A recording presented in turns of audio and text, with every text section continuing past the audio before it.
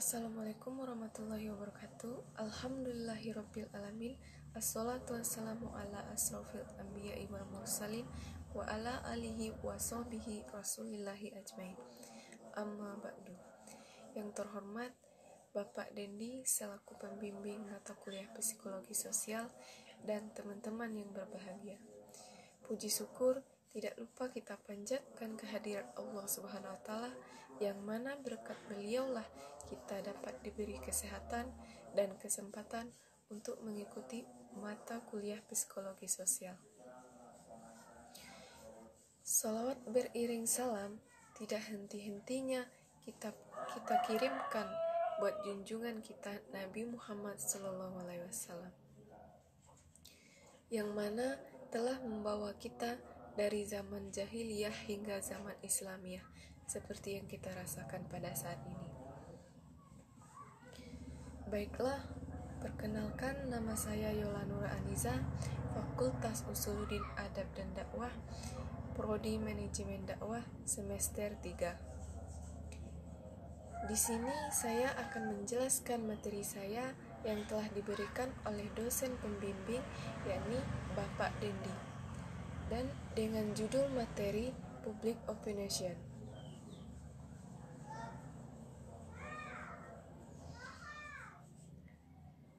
Public opinion dalam bahasa Indonesia sering diterjemahkan dengan pendapat umum. Dengan demikian, publik diterjemahkan dengan umum, sedangkan opinion dialihkan dengan pendapat. Dalam ilmu komunikasi, terdapat istilah lain, yaitu public relation, yang umumnya diterjemahkan dengan hubungan masyarakat.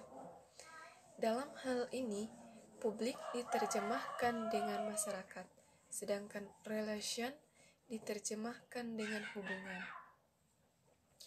Public relation berfungsi sebagai penyambung opini publik dan menampungnya untuk ditujukan kepada seseorang yang ingin dituju tersebut. Opini publik adalah merupakan salah satu cara untuk masyarakat atau sekumpulan orang-orang yang ingin menyampaikan suatu pendapat, masukan atau aspirasi yang ada di pikirannya tentang hal-hal dilihat atau yang dirasakan secara langsung, atau juga melalui media atau perantara. Hal ini dilakukan dengan cara melalui interaksi secara langsung atau melalui media seperti media cetak, media massa, bahkan sosial sekaligus. Proses terbentuknya public opinion yaitu: pertama, di Luftertigen position, yaitu posisi bagaimana angin yang dimana yang merupakan tahap suatu masalah masih acak, tidak menentu, dan sebatas kabar angin. Yang kedua, Deflesigen, yaitu tahap pembicaraan mengenai suatu masalah mulai terarah untuk membentuk pola yang jelas. Pada tahap ini muncul pro dan kontra. Isu bisa disetujui, bisa juga tidak. Yang ketiga, Divestigen, yaitu tahap yang dapat menyatukan pendapat anggota kelompok dari tahap-tahap sebelumnya. Dan faktor yang mempengaruhi public opinion. Yang pertama, pendidikan baik formal maupun non-formal banyak mempengaruhi, membentuk persepsi seseorang. Orang berpendidikan cukup memiliki lebih mandiri, ketimbang kelompok yang kurang berpendidikan. Yang terakhir, cenderung mengikut. Dan yang kedua, kondisi sosial. Masyarakat yang terdiri dari kelompok tertutup akan memiliki pendapat yang lebih sempit daripada kelompok masyarakat terbuka. Dalam masyarakat tertutup, komunikasi dengan luar sulit dilakukan. Yang ketiga, kondisi ekonomi. Masyarakat yang kebutuhan minimumnya terpenuhi dan masalah survei bukan lagi merupakan bahaya yang mengancam, adalah masyarakat yang tenang dan demokratis. Yang keempat, ideologi. Ideologi adalah hasil kristalisasi nilai yang ada dalam masyarakat. Ia juga merupakan pemikiran khas suatu kelompok. Karena titik tolaknya adalah kepentingan, ego, maka ideologi cenderung mengarah pada egoisme atau kelompokisme. Yang kelima, organisasi. Dalam organisasi, orang berinteraksi dengan orang lain dengan berbagai ragam kepentingan dalam organisasi. Orang dapat menyalurkan pendapat dan keinginannya karena dalam kelompok ini orang cenderung bersedia menyamakan pendapatnya. Maka, pendapat umum mudah terbentuk. Yang keenam, media massa. Persepsi masyarakat dapat dibentuk oleh media massa. Media massa dapat membentuk pendapat umum dengan cara pemberitaan. Dan strategi komunikasi dalam pembentukan publik memanfaatkan media massa. Media massa bisa digunakan sebagai salah satu strategi komunikasi untuk membuat opini publik. Ragam dari media massa tersebut seperti misalnya iklan layanan masyarakat yang disiarkan melalui televisi, radio, hingga internet sekalipun. Mengutamakan komunikasi persuasif. Komunikasi persuasif merupakan bentuk komunikasi yang cenderung memiliki ajakan-ajakan tertentu. Publik yang bisa digunakan terutama untuk membuat masyarakat membenarkan sesuatu menggunakan media sosial. Media sosial juga bisa digunakan untuk semakin mempercepat penyebaran opini. Sebagaimana kita ketahui, media sosial sekarang ini bisa sangat efektif dalam mengiring masyarakat untuk memiliki suatu penilaian tertentu.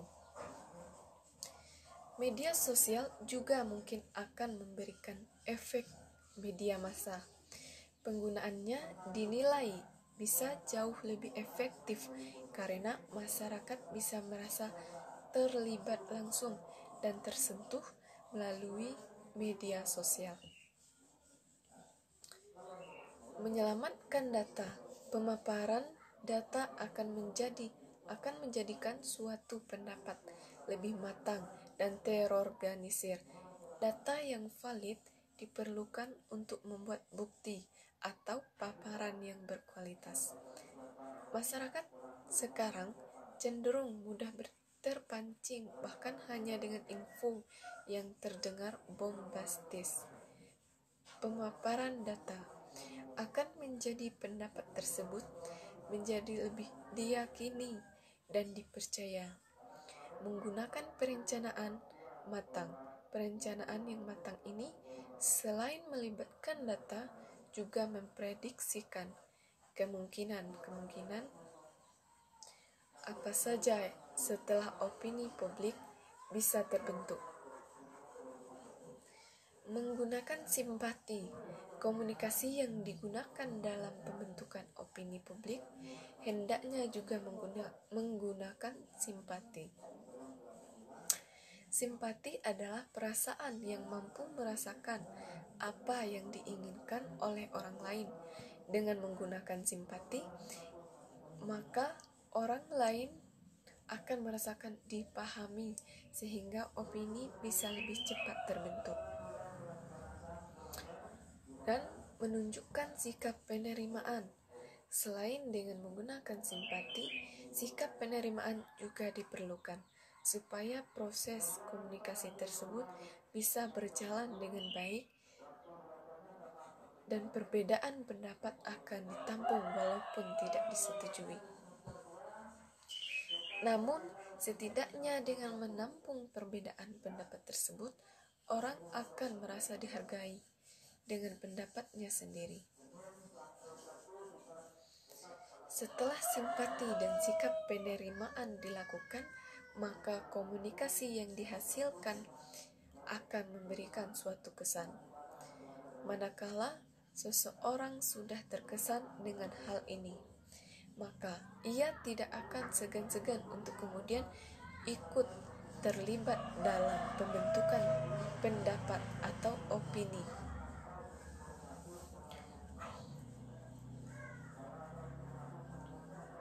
Dan unsur-unsur opini publik. Yang pertama, keyakinan. Kepercayaan terhadap sesuatu, misalnya masyarakat akan percaya terhadap berita yang disampaikan oleh media massa. Yang kedua, sikap. Apa yang sebenarnya dirasakan oleh seseorang, misalnya masyarakat bersikap ingin tahu atau sebaliknya terhadap berita yang disampaikan oleh media massa. Yang ketiga, persepsi. Proses memberi makna pada sensasi. Apa yang ditangkap oleh alat indera sehingga manusia mendapatkan pengetahuan yang baru.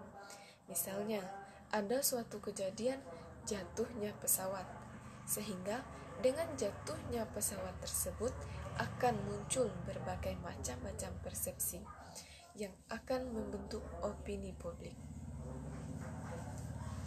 Dan juga cara-cara dalam menciptakan public opinion. Ada 3 cara. Yang pertama, tekanan. Lebih banyak menggunakan pengaruh, baik secara individu yang mempunyai kewibawaan atau karisma pribadi maupun berdasarkan kekuasaan jabatan atau kekuasaan tertentu. Kedua, membeli. Sama dengan membeli suara alias menyogok dengan sejumlah uang agar bias memperoleh dukungan.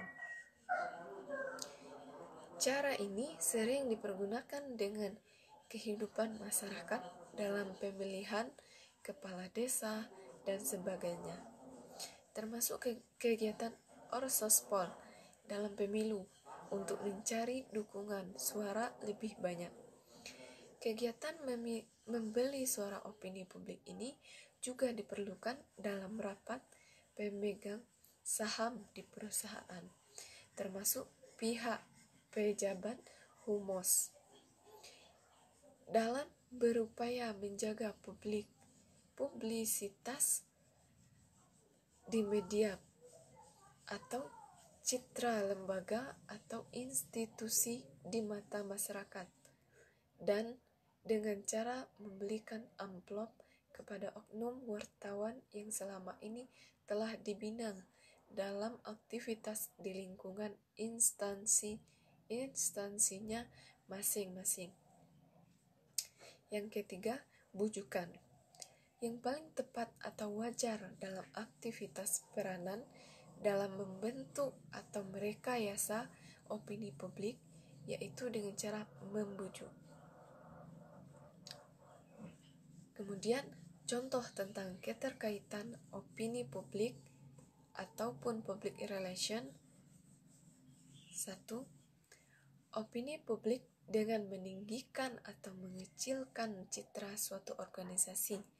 Misalnya, kegiatan yang dilakukan oleh suatu organisasi dapat menimbulkan citra positif organisasi tersebut dan membentuk suatu opini publik yang positif. Sementara jika misalnya ada pemberitaan korupsi yang dilakukan oleh salah satu anggota di dalam sebuah organisasi, maka dapat menimbulkan opini publik yang negatif. Kedua, opini publik menentukan tingkat kepercayaan publik masyarakat terhadap suatu organisasi atau perusahaan. Tingkat kepercayaan ini yang nantinya akan mempengaruhi keputusan-keputusan masyarakat terhadap produk yang dimiliki oleh organisasi tersebut. 3. Opini publik dapat mempengaruhi eksistensi atau keberadaan sebuah organisasi atau perusahaan. Jika publik adalah negatif terhadap sebuah organisasi, maka mereka tidak akan mengizinkan keberadaan organisasi tersebut di daerah tempat mereka tinggal. Juga tidak akan mengizinkan anggota keluarga maupun kenakalan mereka untuk bekerja atau bergabung di dalam organisasi tersebut. Kemudian public opinion terbagi menjadi 3. Yang pertama, tunggal. Jenis opini publik ini disebut juga opini yang banyak terjadi karena banyaknya massa yang mengeluarkan opininya secara langsung terhadap sesuatu tersebut. Kedua, opini publik. Beberapa orang ungkapan kelompok disebut opini yang sedikit.